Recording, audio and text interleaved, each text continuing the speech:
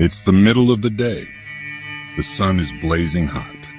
A woman walks alone to a well carrying her jar. She comes at this hour on purpose, when no one else is around. She's tired of the whispers, the stares, the judgment. But today, someone is sitting there waiting.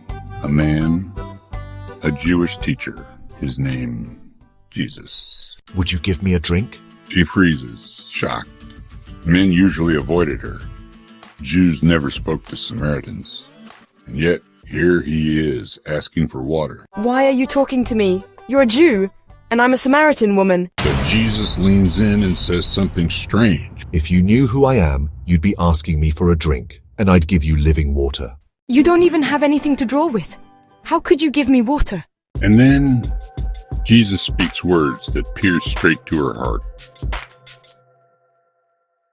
He tells her about her life, but instead of shaming her, he offers her hope. Whoever drinks the water I give will never be thirsty again. In that moment, she realizes this isn't just a tired traveler.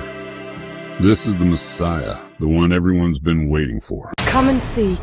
I've met a man who knows everything I've ever done, and still he welcomes me. And because of her story, many believed. The woman came to the well ashamed and empty, but left with living water. That's the power of an encounter with Jesus.